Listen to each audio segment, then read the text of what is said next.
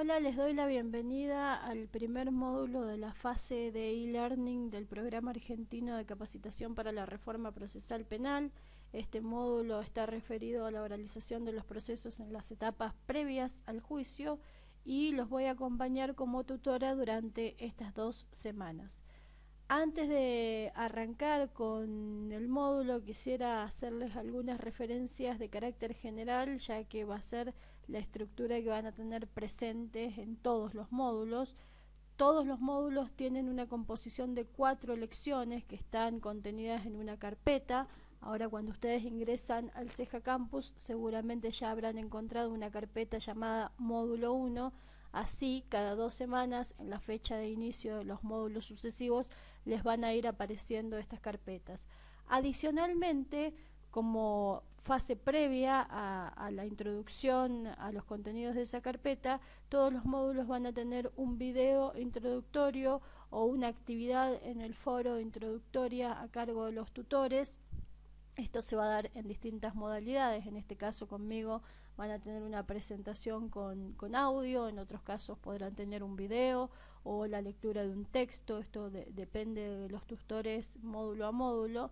Que esta presentación lo que va a intentar es bajar los contenidos generales que van a tener en las lecciones siguientes a la realidad nacional o a las discusiones actuales que se dan con relación a las distintas temáticas que vamos a abordar.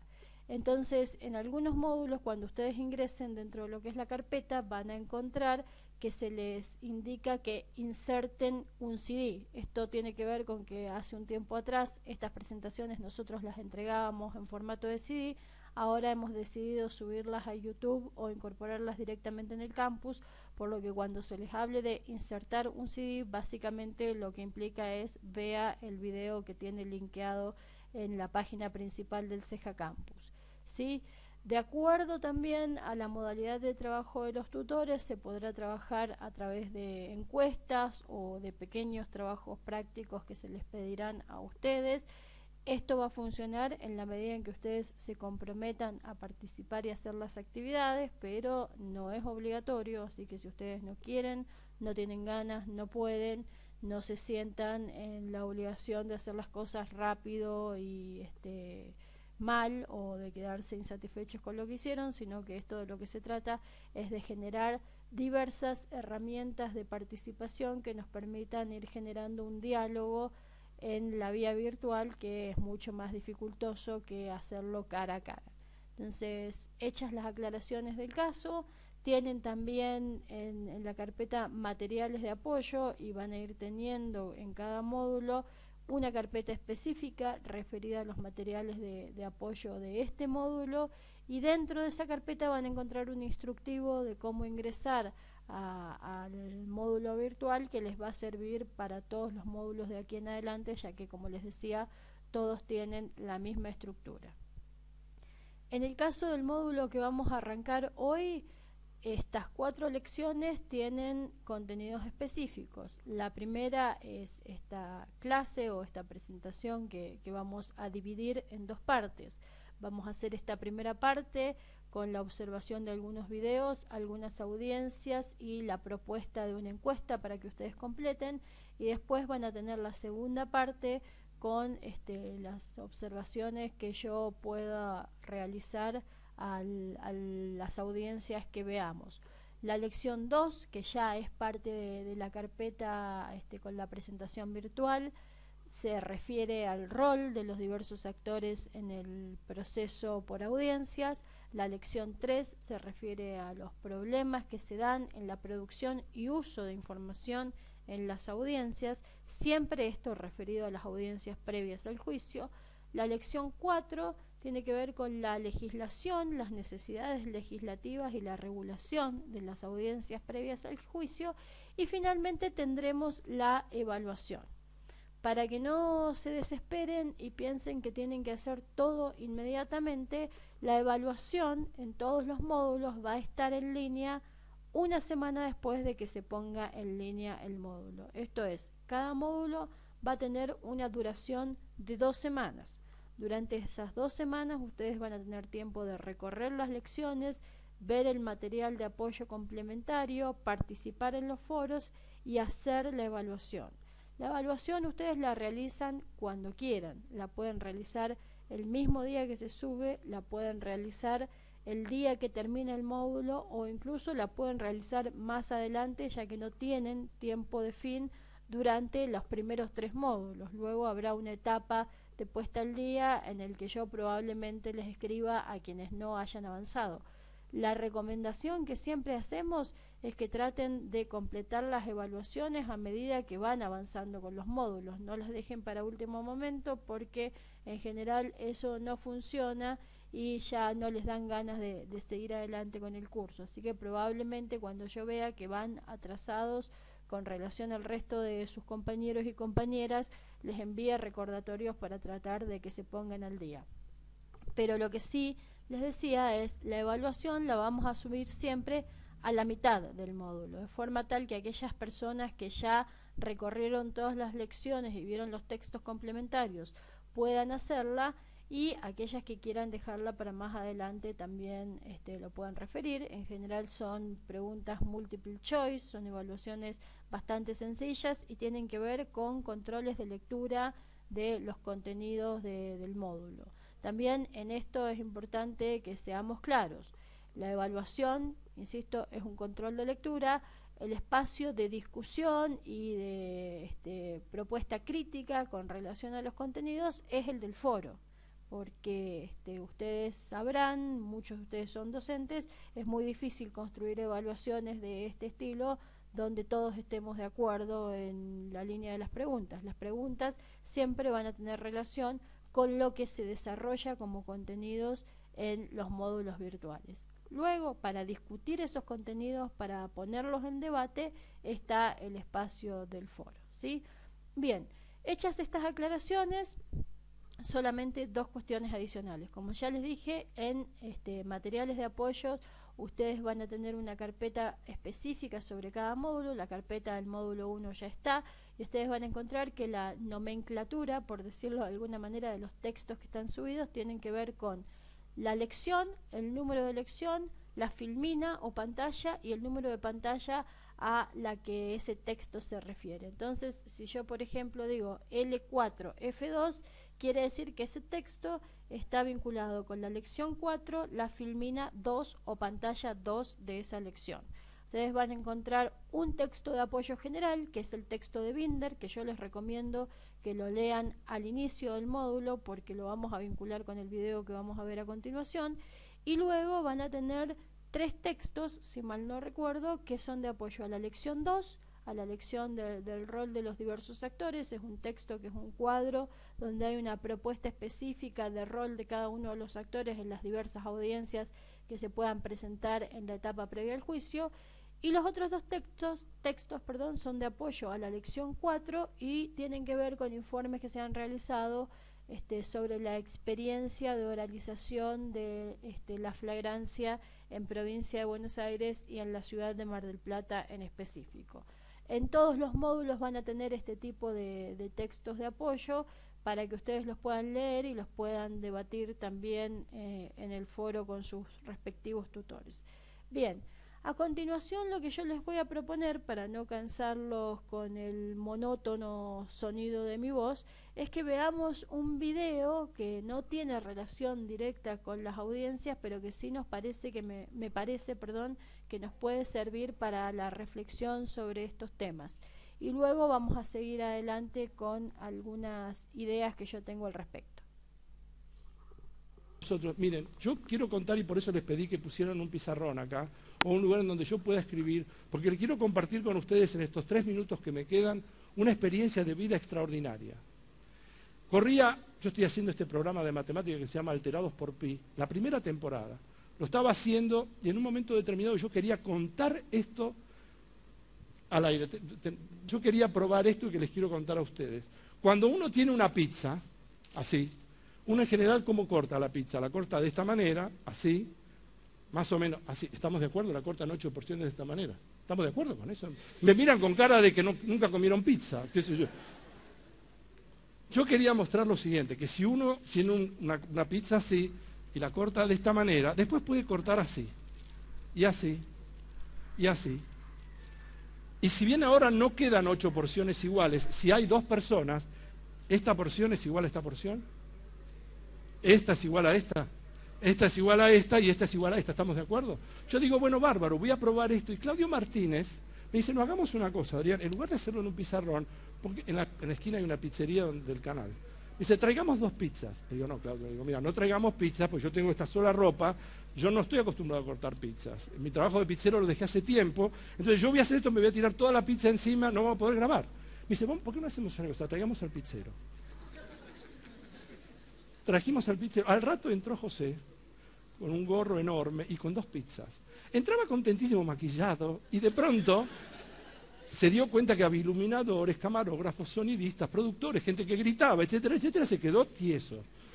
Le digo, José, escúchame, yo lo conozco a José, le digo, escúchame, José, no te preocupes, quédate tranquilo, mira, yo te voy a explicar lo que tenés que hacer. Con una de las pizzas tenés que agarrar y cortarla como la cortás siempre. La segunda, la primera parte cortá de entrada, así como está esta, cortala así. Después yo te voy a ayudar. Voy a poner acá esto. Yo le digo, vos primero, la segunda, vos cortala así y después yo te sigo. Vos seguime. Empezamos a la grabación y José estaba un poco nervioso, pero cuando yo cuento que quiero explicar todo esto, viene José y hace tac, tac, tac, y cortó la primera pizza perfecto. La segunda, José hace este corte. Y cuando yo le digo, bueno, ahora cortá como siempre, pero más arriba. Y José no cree mucho en la matemática. Entonces, él quería cortar más arriba, pero no mucho más arriba. Un poquitito más arriba, entonces no se notaba y yo le decía a José, dale, más arriba. Y José no quería, le digo, José, más arriba. Y yo le empujaba el brazo en un momento determinado y le dice, más sí, jodete. Y entonces iba a hacer una cosa así, le digo, no, pará un poquitito, perpendicular.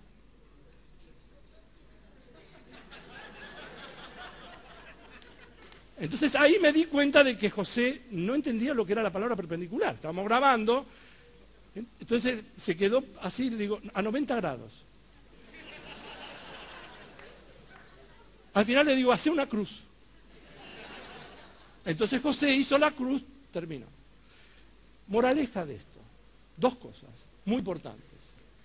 La primera cosa que fue una lección para mí muy importante, porque una persona no tiene por qué saber lo que es perpendicular. Y cuando uno, ni lo que es a 90 grados, cuando nosotros nos comunicamos con otras personas, los comunicadores, los docentes, ustedes con los chicos o con sus hermanos, o cuando los padres le dicen a uno, hacé tal cosa, no es que uno muchas veces no quiera hacer lo que le pide, sino que uno no entiende el mensaje. La otra persona, José quería hacer lo que yo le pedía, lo que pasa es que no entendía lo que yo le pedía. Y eso es un problema muy serio. Pero mucho más serio, y esto lo aprendí después contando este episodio a distintas audiencias, es que la reacción que tuvieron ustedes recién, que es la reacción que tuve yo normalmente, la tuve después, es que todo el mundo se rió con esto. ¿Y ustedes se dan cuenta de lo que nos hemos reído? Nos hemos reído ustedes y yo de que nosotros abusamos del poder que significa saber lo que significa saber la palabra perpendicular. Uno tiene un poder sobre el otro, uno sabe lo que es perpendicular y el otro no lo sabe. Y nosotros nos cagamos de risa de que el otro no lo sabe. Y el otro percibe eso todo el tiempo, aunque no esté dicho. Si yo les preguntara a ustedes formalmente, ¿ustedes se reirían de una persona que no entiende una palabra? Ninguno de ustedes diría sí. A mí me causa mucha gracia cuando la gente no entiende. Uno cuando dice no, obviamente no. Pero cuando yo voy por atrás e hice el planteo de este tipo, ustedes y yo nos exhibimos como lo que somos. Muchas veces tenemos esa disposición que es la de agarrar y reírnos del que no sabe. Y usar y abusar de ese poder. Y ese también es un problema serio en la sociedad. Entonces yo los invito para que cualquiera que tenga cualquier conocimiento, cualquier persona que pueda tener una idea, compártala. Y si todo el mundo está apurado por llegar a alguna parte, déjenme decirlo en función de lo que esta sociedad valora. Yo llegué, no hay nada. Gracias.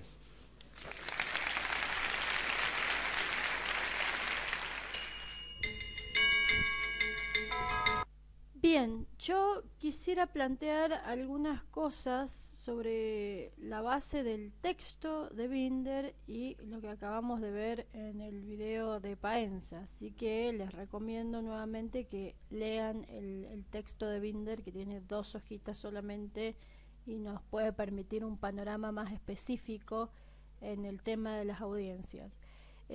Paenza, cuando cuenta el ingreso del Picero al estudio, habla del estupor que se le veía, ¿no? O sea, de los nervios que le generó ese entorno de condiciones específicas que es un estudio de televisión. Yo creo que lo mismo o quizás peor le hubiera sucedido a José el Picero si hubiera entrado a un edificio del Poder Judicial, a una sala de audiencias en el caso de que el edificio la tuviera, pero a cualquier repartición, ¿no? En general, lo que una nota es que la gente que está por fuera de la cultura judicial difícilmente entiende de qué se trata todo eso que pasa al interior de las estructuras judiciales, ¿no? Entonces, eso me parece que es interesante para tener en mente y para pensar estas 2 cuestiones que plantea Paenza. El abuso del poder de saber lo que significan las palabras. Esto es permanente en el ámbito judicial, sea consciente o sea inconsciente, pero los abogados en general y los seres judiciales en particular nos abusamos mucho de tener una jerga propia que nadie entiende y sobre esa base emitir una autoridad que pocas veces tenemos.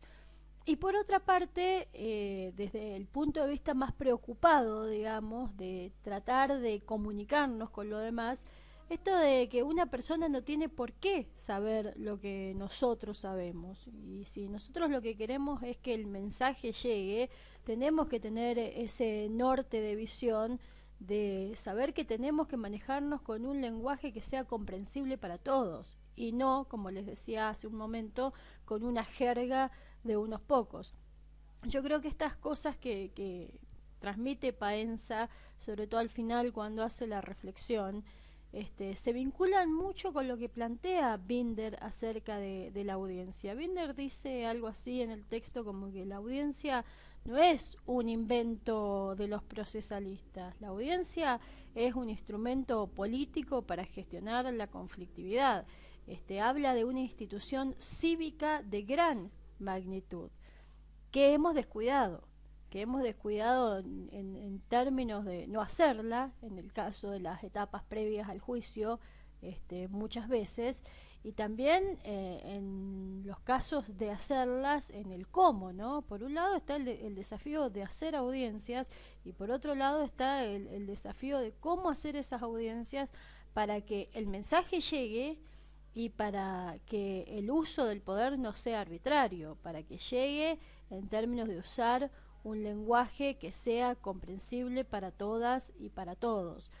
Yo planteo esto al inicio de esta primera lección, de este primer módulo, porque creo que es muy importante que, para mí por lo menos, o esta sería mi propuesta para ustedes, que veamos los contenidos de este curso desde ese lugar, que nos paremos en el lugar de tratar de construir un sistema más democrático, donde el poder no se utilice en forma arbitraria y donde los usuarios y los destinatarios finales del sistema de administración de justicia sepan qué está pasando y qué decisiones se están tomando y por qué se están tomando esas decisiones, sobre todo cuando esas decisiones muchas veces les afectan a los mismos usuarios y usuarias del sistema, ¿verdad?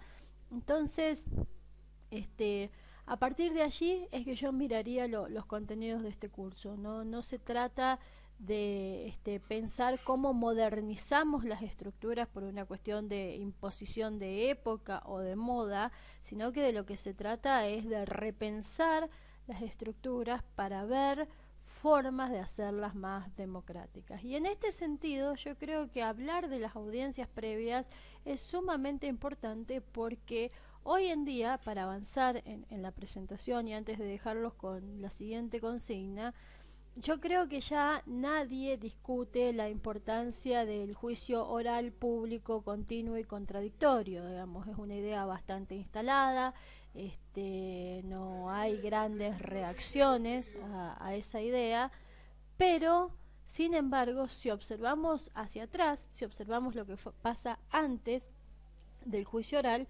vamos a ver que la mayoría de los sistemas siguen manejándose en la lógica y el método del expediente y el escrito. Y esto a mí me parece sumamente importante de ver y de asumir como un problema, porque si nos ponemos a pensar en el porcentaje de casos que terminan a partir de un juicio o de la decisión que se toma en un juicio, del universo de casos que ingresan al sistema penal, yo creo que rápidamente vamos a llegar a la conclusión de que son los menos. La mayor parte de los casos en el sistema penal se terminan antes del juicio. Incluso hay muchos que se terminan el mismo día en que se llamó a juicio, porque ese es el día en que se acuerda un procedimiento abreviado o una suspensión condicional del proceso. Esto sucede en muchos sistemas. Entonces, ¿qué es lo que pasa? La mayor parte de los casos del sistema penal se están resolviendo por una vía que es mucho menos transparente y clara que la de la audiencia, por la vía del expediente y el trámite, que es lo que sucede en la mayoría de nuestras etapas de investigación.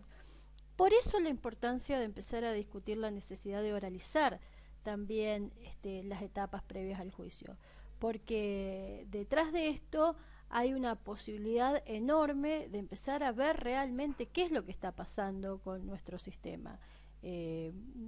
Yo ahí incluso en el foro vi que sigue habiendo referencias a la audiencia que vimos en Esquel y a los desacuerdos con la decisión, ¿no? Y seguramente habrá gente también en el grupo que estuvimos ahí que estuvo de acuerdo con la decisión. Me parece que lo importante, más allá del acuerdo o el desacuerdo, es que podemos discutir sobre la base de algo que todos vimos y entendimos. Y esto es lo que no sucede con el expediente.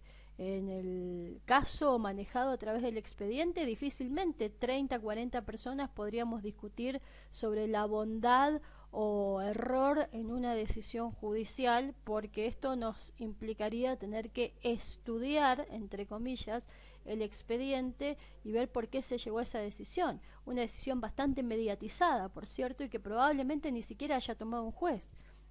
Entonces, el valor de la audiencia está justamente en esto, en poder decir, esos jueces se equivocaron, o esos jueces estuvieron bien en lo que hicieron, o esa fiscal se equivocó en su planteo, o se extralimitó en su planteo, o ese defensor tendría que haber planteado otro tipo de cosas, o no fue escuchado en su planteo. Todo esto podemos debatirlo a partir de que vimos una audiencia. Y eso me parece que es un gran valor, un valor importante a construir en este sistema. Y luego de que tengamos ese valor, lo que podemos hacer es empezar a discutir si la persona que estaba acusada estaba entendiendo lo que pasaba, si su familia estaba entendiendo lo que pasaba, si quien estaba ofreciendo su casa entendía de qué se trataba ese ofrecimiento y a qué responsabilidades se ligaba. ¿Por qué? Porque se instaló el valor de tomar la decisión en audiencia. Entonces, desde el punto de vista político, pensar en audiencias en la etapa previa al juicio, yo considero que es un tema muy importante por esto, porque nos permite dar discusiones, porque nos permite saber cómo se están tomando las decisiones y porque nos permite evaluar qué es lo que está pasando con la mayor parte de los casos que ingresan al sistema penal y probablemente se van a terminar antes de un juicio. Y desde el punto de vista más procesal, si se quiere, o estrictamente de derecho procesal, también me parece importante porque cuando uno no tiene oralidad en las etapas previas al juicio, lo que probablemente tenga como resultado sea un juicio con base en el expediente. Y esto lo vemos en cotidiano. Los tribunales de juicio que ingresan a ver un juicio, expediente bajo el brazo, que piden el expediente para estudiarlo porque se supone que son jueces responsables y quieren hacer los deberes antes de ver la audiencia de juicio. ¿Qué terminamos teniendo entonces? Audiencias teatralizadas con decisiones que ya vienen tomadas por jueces que ya están empapados del caso porque leyeron el expediente y que de imparcialidad cero. Entonces, desde el punto de vista estructural del proceso, Es importante la oralización de las audiencias previas porque nos permite una construcción de juicio más sólido y más adecuado a estos principios de imparcialidad, inmediatez en la decisión, continuidad, oralidad, contradicción. Y desde el punto de vista político del sistema es importante la oralidad en las etapas previas al proceso porque nos permite evaluar con mayor cantidad de información qué es lo que está pasando en nuestro sistema. Esto es el planteo introductorio de este módulo y, como les decía, el planteo con el que yo les propongo que veamos todo el curso. Cómo limitar el uso arbitrario del poder, cómo llegar a los usuarios, a los destinatarios, a quienes necesitan de la administración de justicia de una forma más clara y más comprensible y más democrática. Y finalmente, cómo hacer de esto un sistema democrático y transparente. A continuación, lo que yo les voy a proponer es que observemos dos audiencias. Una audiencia es, seguramente muchos de ustedes ya han visto las dos porque se utilizan bastante en cursos. Lo que quiero que observemos es en términos de estructuras de estas audiencias. Una audiencia, les decía, es de una película norteamericana que se llama Justicia Criminal. Es una película de fines de los 80 que HBO hizo para la televisión y que es muy crítica del sistema norteamericano. Así que si bien es una película, la audiencia tiene bastante relación con lo que sucede a cotidiano en el sistema de justicia penal norteamericano. La otra audiencia es una audiencia que se realizó al principio de la implementación de la reforma procesal penal en Chile. Es una audiencia realizada en Coquimbo. Las dos son audiencias preliminares, audiencias previas al juicio. Las dos tienen objetivos distintos.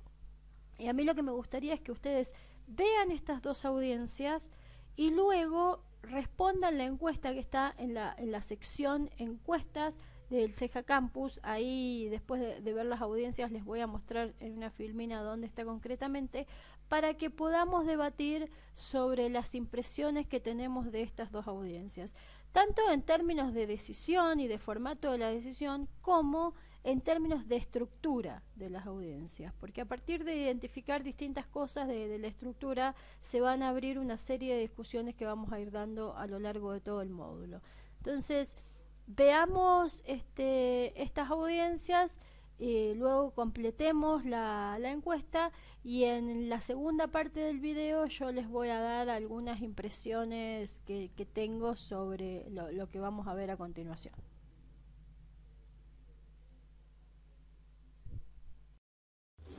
Próximo caso. José Santiago, adelante.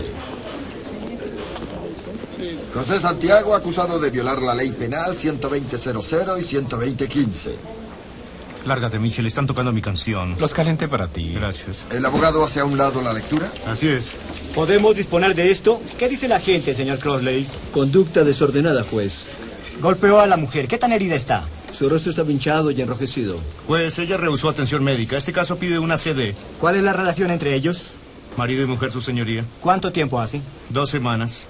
Y puede decirse que la luna de miel terminó. Pero juez, en la comisaría ella dijo que no quería acusarlo. ¿Y bien, señor Crossley? Vamos, Crossley, mírelo como un regalo de bodas a la pareja. Bien, con una protección. El caso se levanta ante una suspensión.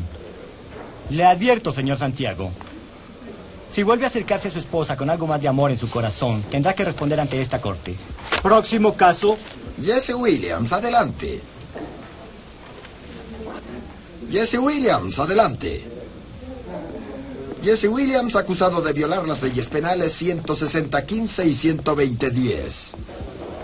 Bajo la queja de Denise Moore, abogado, ¿hace a un lado la lectura? Correcto. Lo escucho, señor Crossley, sobre la fianza. Su señoría, este es un caso muy fuerte. La demandante fue robada con un cuchillo, cortada en el rostro, recibió 63 puntos y pasó 5 días en el hospital.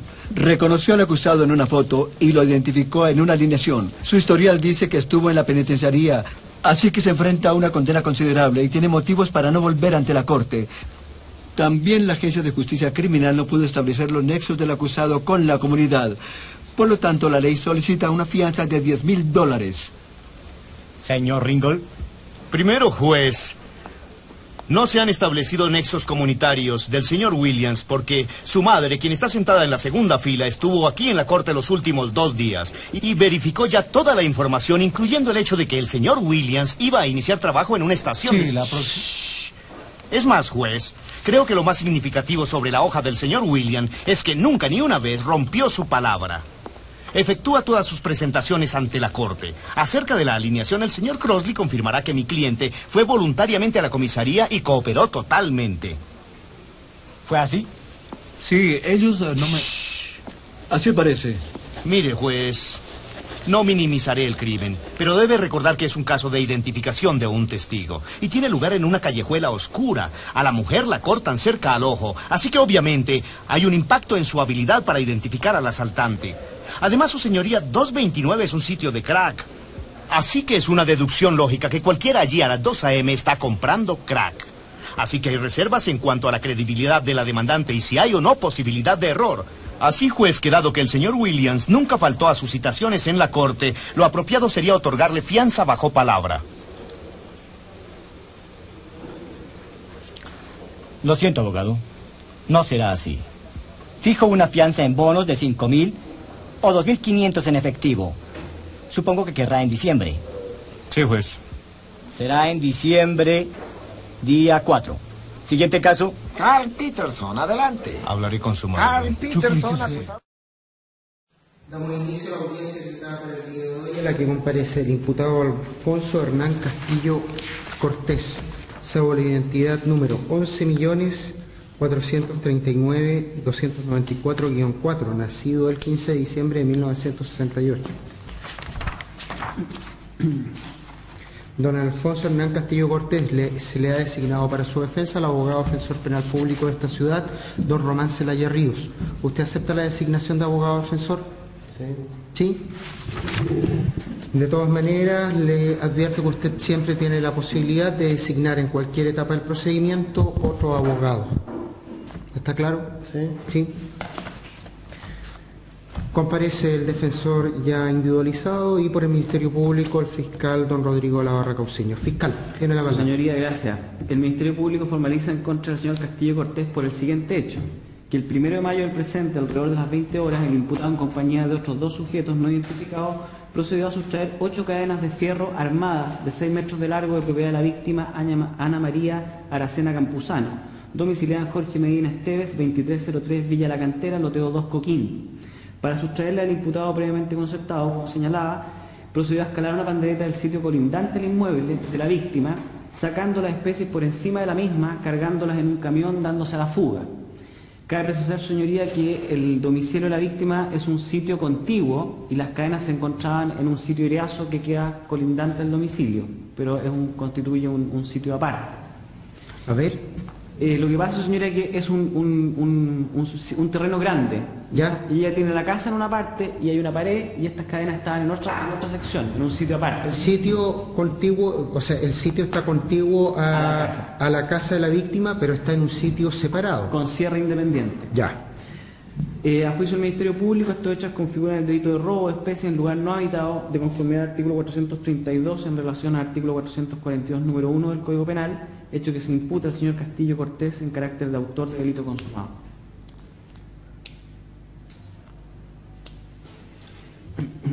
¿Está claro? Sí. ¿Está clara la formalización? ¿Peticiones? Señoría, proponer al tribunal la suspensión condicional del procedimiento, toda vez que el imputado no cuenta con antecedentes penales y la pena probable permitiría esta solución de conformidad al artículo 237. Se proponen como condiciones las de la letra F y G del artículo 238, toda vez que las especies fueron recuperadas en su totalidad en poder del imputado y las entregó voluntariamente. El lapso de tiempo que se propone, señoría, al tribunal es de 18 meses y la letra F es acudir una vez al mes, los 5 primeros días de cada mes, a las dependencias del Ministerio Público y registrar su firma en el libro que se lleva al efecto y fijar el domicilio en el domicilio actual de Aconcagua 1479 Tierras Blancas, Coquimbo, por el mismo lapso de tiempo. Una vez al mes dentro de los 5 primeros Los días. días de cada mes.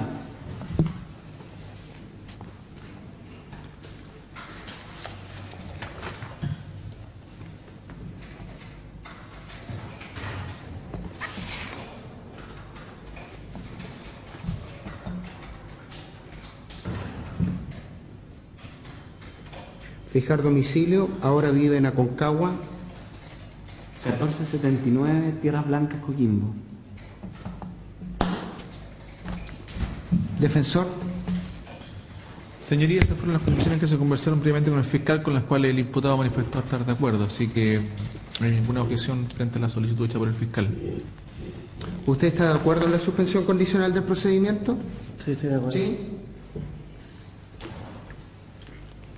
¿Usted se da cuenta que va a tener que quedar cumpliendo estas condiciones que señala el fiscal durante 1 año y medio?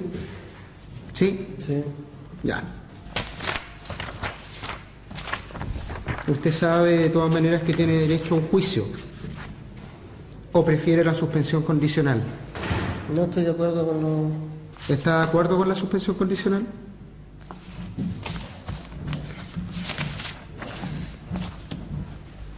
Entonces, el tribunal tiene por formalizada la investigación por los hechos que han sido expuestos en esta audiencia por el señor fiscal del Ministerio Público y que se han calificado como el delito de robo en lugar no habitado, previsto y sancionado en el artículo 442, número 1 del Código Penal.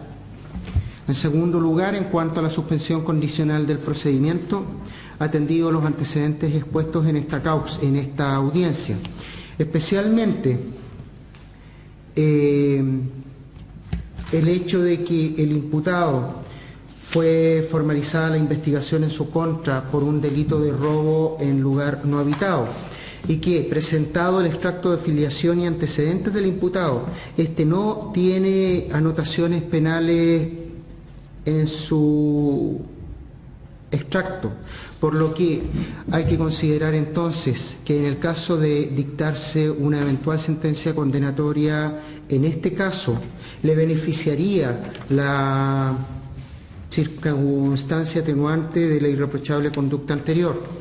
Por lo tanto, por aplicación del artículo 68 del Código Penal, al beneficiarle un atenuante y no evidenciándose de la formalización de la investigación la concurrencia de agravante alguna, el imputado no sería condenado a una pena que excediera de los 3 años, por lo cual corresponde acceder a la petición de suspensión condicional del procedimiento. Y atendido a que existe acuerdo entre los intervinientes respecto de las condiciones impuestas, este tribunal decreta la suspensión condicional del procedimiento por el término de 18 meses a contar de la fecha en que esta resolución quede ejecutoriada, periodo durante el cual el imputado quedará sometido a las siguientes condiciones previstas en la letras F y G del artículo 238 del Código Procesal Penal. Esto es, el imputado deberá presentarse una vez al mes dentro de los 5 primeros días de cada mes. Vamos a modificar esto en el sentido de que va a quedar dentro de los 5 primeros días hábiles de cada mes en las oficinas de la Defensoría Penal Pública de esta ciudad, ubicada en Doctor Marín 302. De la Fiscalía. ¿Ah? De la Fiscalía, no de la Defensoría. De la Fiscalía Local de esta ciudad. Doctor Marín 302, y usted deberá firmar el registro que se lleva al efecto a fin de que quede asentada su comparecencia ante la Fiscalía Local. Además, el imputado deberá fijar un domicilio y deberá comunicar cualquier cambio de este al Ministerio Público. ¿Qué domicilio va a fijar usted? En mi caso, Aconcagua 1479. Aconcagua 1479. 1479. Si usted modifica ese domicilio, debe comunicarlo al señor fiscal. ¿Está claro? Correcto. Ya. Eso para los efectos de la suspensión condicional. Pero además tengo que advertirle lo siguiente. En conformidad al artículo 26 del Código Procesal Penal, usted también debe fijar un domicilio para los efectos del tribunal. ¿Va a fijar el mismo, Aconcagua 1469? Sí. Ya. Lo apercibo con lo dispuesto en la disposición legal que le he señalado, en el siguiente sentido: si este domicilio de Aconcagua 1479 no existe o sencillamente es inexacto, entendiendo este tribunal que basta para que sea inexacto el hecho de que le borren el número o no existe el número en la casa, ¿tiene el número su casa afuera? En este momento no, porque es como si haya pintado la casa. Entonces asegúrese de que le pinten el número a la casa, ¿ya? Correcto. Ya. Si el domicilio es inexacto, no existe, usted se cambia de domicilio sin comunicarlo al tribunal, el tribunal se encuentra facultado entonces para notificarle todas las resoluciones que se dicten por el Estado Diario, que es una forma especial de notificación que consiste en un letrerito que se publica en el primer piso donde aparece el número de su causa y su nombre. Si algún día aparece su nombre y el número de su causa en ese letrerito, quiere decir que le estamos notificando algo. Incluso podría citarlo a través de ese letrerito si es que usted modifica el domicilio o si sencillamente se niegan a recibir las citaciones en su domicilio. Esto se lo señala porque es de común ocurrencia que los parientes, creyendo que hacen un favor, cuando vamos a citar a la gente, rechazan las citaciones y dicen que ya no vive ahí, que se fue hace un par de meses, que no tienen la menor idea de dónde está viviendo. ¿Está claro? Sí, estamos claros. Listo. Por concluida la audiencia.